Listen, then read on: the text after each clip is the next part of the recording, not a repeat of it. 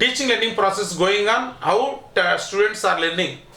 So మనకి ఆ పాఠ్యాంశాన్ని బోధించే టైంలో వాళ్ళు ఎలా నేర్చుకుంటున్నారు, వాళ్ళకి ఏమైనా ప్రాబ్లమ్స్ ఉన్నాయా, డౌట్స్ ఉన్నాయా, అర్థం కావట్లేదా చేసుకోవడానికి దాన్ని ఫార్మేట్ ఎవాల్యుయేషన్ అని చెప్పేసి అంటాం.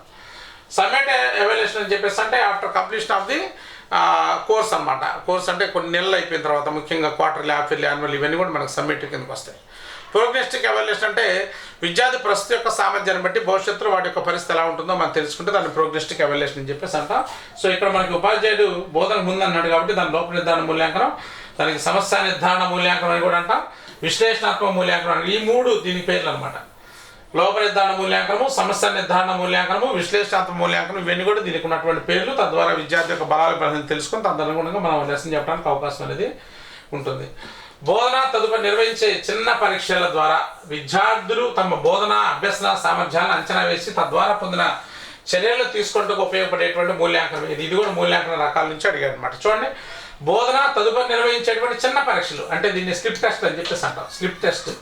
ఈ స్లిప్ టెస్ట్ అనేది మనకి దేనికి సంబంధించింది, ముఖ్యంగా మనకి ఇది ఫార్మేటివ్ అసెస్మెంట్కి సంబంధించింది. ఫార్మేటివ్ అసెస్మెంట్కి సంబంధించింది అనమాట. Formative assessment. ఫార్మేటివ్ అసెస్మెంట్లో ప్రధానంగా 4 అంశాలు ఏముంటాయి?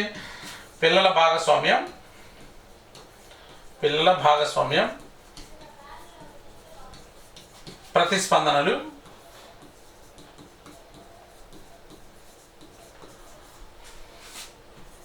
పిల్లల రాత అంశాలు,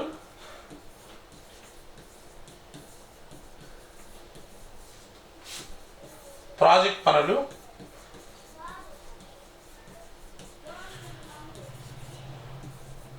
లఘు పరీక్ష. దీనికి ఒక 10, దీనికి ఒక 10, దీనికి ఒక 10, దీనికి ఒక 20, మొత్తం 50 మార్క్స్కి ఈ ఫార్మేట్ అసెస్మెంట్ అనేది ప్రధానంగా మనకు ఉంటుంది. మన టెట్లో కూడా, తెలంగాణ టెట్లో ఈ ప్రాజెక్ట్ వర్క్ గురించినటువంటి బిట్ మనకి అడుగుతున్నాడు అనమాట, అడిగాడు గతంలో. కాబట్టి ఇదేంటి ఫార్మేట్ అసెస్మెంట్, నిర్మాణాత్మకమా లేక డయాగ్నోస్టికా? సో ఇది నిర్మాణాత్మక మూల్యాంకనము అని చెప్పేసి మనం చెప్పుకోవచ్చు అనమాట. ఫార్మేటివ్ మూల్యాంకనమా? చూడండి, ఫార్మేటివ్ అన్నా ఈ మూడు ఒకటే. ఇది కూడా నిర్మాణాత్మకం అన్నాడు. ఫార్మేటివ్ అన్నా ఓకే, నిర్మాణాత్మక మూల్యాంకనం అన్నా ఇవన్నీ కూడా మొత్తం ఒకటే. ఇక చూడండి, త్రైమాసిక పరీక్ష, అర్ధ సంవత్సర పరీక్షలు ఏ రకం మూల్యాంకన సాధనాలు చెప్పుకోవచ్చు. ఇందాక మనం చెప్పుకున్నాం కదా, క్వార్టర్లీ ఎగ్జామినేషన్స్ కానీ హాఫ్ ఇయర్లీ ఎగ్జామినేషన్స్ ఇవన్నీ కూడా మనకి దేనికి సంబంధించినటువంటి సంకలన మూల్యాంకనం సంబంధించినవి. రోపణ మూల్యాంకనం అన్నా ఓకే, రోపణ మూల్యాంకనం అన్నా, నిర్మాణాత్మక మూల్యాంకనం అన్నా, ఫార్మేటివ్ అసెస్మెంట్ అన్నా మొత్తం ఒకటే. Okay right. సో కాబట్టి సంకలనం, దీన్ని సమ్మేటివ్ అసెస్మెంట్ అని చెప్పేసి అంటాం అన్నమాట. పాఠశాల విద్యా చాలా జాగ్రత్తగా ఇంపార్టెంట్. పాఠశాల విద్యా కార్యక్రమాల గురించి కానీ ఉపాధ్యాయుల సామర్థ్యాలను గురించి కానీ ఒక అంచనా వేసి తగిన నిర్ణయాలు తీసుకోవడానికి తోడ్పడే మూల్యాంకనం ఏదని చెప్పేసి అడిగాడు. జాగ్రత్తగా అర్థం చేసుకోవాలి బిట్స్. పాఠశాల విద్యా కార్యక్రమాల గురించి కానీ ఉపాధ్యాయుల సామర్థ్యాల గురించి కానీ అంచనా వేసి తగిన నిర్ణయాలు తీసుకోవడానికి దోహదపడేటువంటి మూల్యాంకనం ఏదని చెప్పేసి ప్రధానంగా అడగటం జరిగింది. అంటే ఇక్కడ పాఠశాల విద్యా కార్యక్రమాల గురించి ఉపాధ్యాయుల సామర్థ్యాల గురించి ఎప్పుడు అంటే ఒక పాఠశాలకి ఒక రిజల్ట్ అనేది వచ్చిన తర్వాత ఆ పాఠశాల ప్రోగ్రెస్ ఎలా ఉంది, ఉపాధ్యాయుల సామర్థ్యాలు ఎలా ఉన్నాయి, ఇవన్నీ కూడా అసెస్ అవుతుంది అనమాట. For example 10th class result మనం తీసుకుంటే 10th క్లాస్లో అందరూ కూడా మంచి ర్యాంక్ తోటి ఓకే 5, 90, 5, 80 అట్లా వచ్చినాయి అనుకోండి, అప్పుడు మనకు ఆ పాఠశాల బాగుంది, ఉపాధ్యాయుల సామర్థ్యాలు కూడా బాగున్నాయి అని చెప్పేసి మనం చెప్పుకోవచ్చు. మరి ఈ యాన్యువల్ ఎగ్జామినేషన్ దేనికి సంబంధించింది? సంకలన మూల్యాంకనం కిందకే వస్తాయి అన్నమాట. సంకలన మూల్యాంకనం కిందకే వస్తాయి. ఇది format assessment FA1, FA2, FA3 ఇవన్నీ కూడా దీని కిందకి వస్తాయి అనమాట. సమస్య నిదాన మూల్యాంకనం అంటే మనకి ఎంట్రన్ టెస్ట్ అని దీని కిందకి వస్తాయి. రూపణ మూల్యాంకనం అన్నా నిర్మాణాత్మక మూల్యాంకనం అన్నా రెండు కూడా ఒకటే.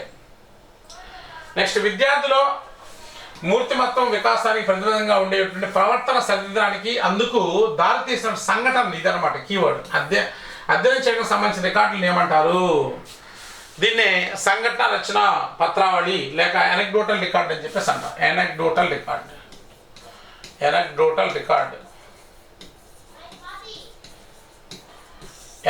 రికార్డ్ అని చెప్పేసి అంటాం అనమాట. విద్యార్థి జీవితంలో ముఖ్యమైన సంఘటనల ఆధారంగా చేసుకొని మనకి వాడి యొక్క పరిస్థితి అనేది ఎలా ఉంది, వాడు ఎందుకు అలా ఉంటున్నాడు, దానికి గల కారణాలు ఏంటి, ఇవన్నీ కూడా మనం ఆ సంఘటనల ద్వారా తెలుసుకొని ఒక అసెస్మెంట్ అనేది ఇవ్వడం జరుగుతుంది. క్రమాభివృద్ధి పత్రం అంటే విద్యార్థి యొక్క కంప్లీట్ పిక్చర్ ఉంటుంది అనమాట. ఇక్కడ కంప్లీట్ పిక్చర్ అంటే వాడు పుట్టిన దగ్గర నుంచి సమగ్రమైన సమాచారం అంతా కూడా ఉంటుంది. దాన్ని క్రమాభివృద్ధి పత్రము, దాన్ని క్యూములేటివ్ రికార్డ్ అని చెప్పేసి అంట. Cumulative records cumulative